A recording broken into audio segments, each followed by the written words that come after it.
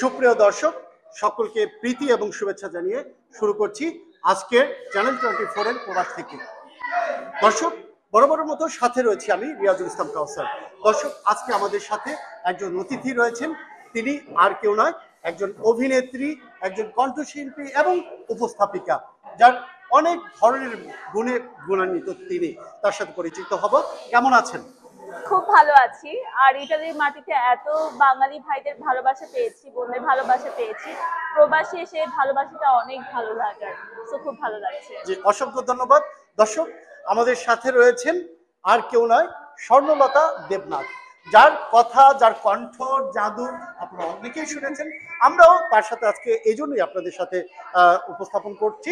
আমরা প্রথমেই তার কাছে জানবো যে আপনার জীবনের শ্রেষ্ঠ মানুষটি কে, যদি আপনি বলতেন আমাদের দর্শক। আমি জানি এই উত্তরটা সবার কাছে একই হয়, কারণ পৃথিবীটা মা ছাড়া আর কেউ হয় না মায়ের মতো। মা সবসময় একটা ছায়া। বাবা ছিল, আমি বাবাকে হারিয়েছি। বাবা হারানোর পরে বাবার মূল্যটা অনেক বেশি করে বুঝছি। প্রতিটা মোমেন্টে আমি বাবাকে অনেক বেশি মিস করি। বাট এই মুহূর্তে যদি আমার বলতে হয় যে আমার জীবনে আমার অক্সিজেন কে, সেটা অবশ্যই আমার মা। অসংখ্য ধন্যবাদ। আমরা আরেকটি বিষয় জানবো যে এই যে যে অভিনয়, উপস্থাপনা, সঙ্গীত, আপনি ছায়ানটেও ছিলেন, তো সব মিলিয়ে কার অনুপ্রাণিত হয়ে আসলে এই সাংস্কৃতিক অঙ্গনে আপনার পদার্পণ? আচ্ছা, ছোট থেকে আমার একটা বাসায় কালচারাল এনভায়রনমেন্ট আমি পেয়েছি।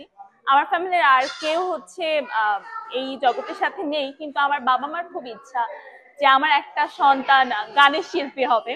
আমার বোনকে ট্রাই করেছে, আমার বোন অনেকটা সময় ধরে রবীন্দ্রসঙ্গীত করে লাস্ট পর্যন্ত কন্টিনিউ করেনি, ভাই করেনি, so last one is me, সবার ছোট। সো আমাকে অনেক ট্রাই করেছে। আমি গানটা দিয়ে শুরু করেছিলাম, কিন্তু হয় না যে নিজের ভালো লাগা বা নিজে কোনটাই কমফোর্টেবল। আমার গান শুনতে খুব ভালো লাগে, নিজে গাওয়াচ্ছে, দ্যাটস ওয়াই ডাইভার্ট হয়ে গেলাম উপস্থাপনা করতে করতে অভিনয়। সো এখন অভিনয়টাকেই মন প্রাণ দিয়ে করতে চাই, অভিনয়টাকেই ভালোবাসি। জি, আমরাও চাইবো আপনাকে অভিনয় জগতে আরো বেশি দিন দীর্ঘায়ু হবেন এবং অনেক কাজ করবেন, সেগুলো আমরা দর্শকরা দেখবো।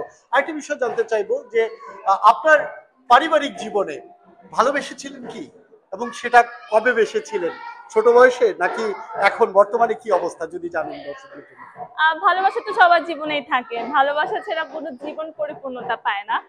আহ ভালোবেসেছি, ভালোবাসার মানুষের সাথেই আছি, ভবিষ্যতেও তার সাথেই থাকবো, ঠাকুর ভরসা। চমৎকার, আমরা শুনে অনেক আনন্দিত হলাম। ভবিষ্যতে হয়তোবা তাকে নিয়েও আমরা টকশো করবো এবং দর্শককে আমরা দেখাতে চেষ্টা করবো। তো অনুষ্ঠানে আমরা শেষ পর্যায়ে চলে এসেছি।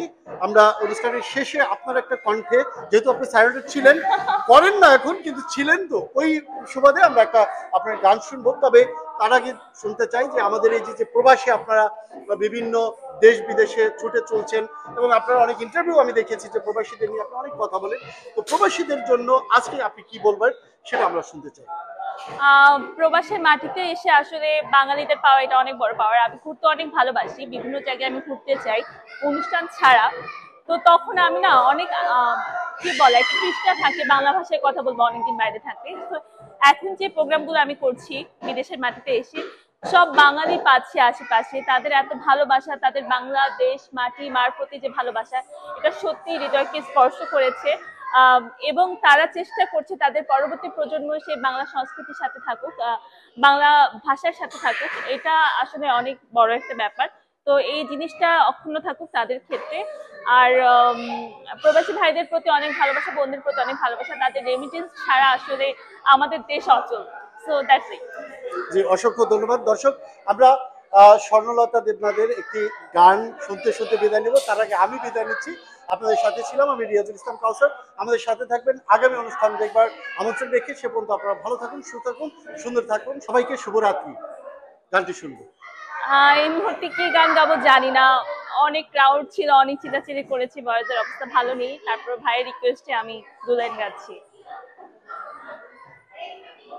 মিলন হবে কত দিনে, মিলন হবে কত দিনে, আমার মনের মানুষের সনে, আমার মনের মানুষের সনে।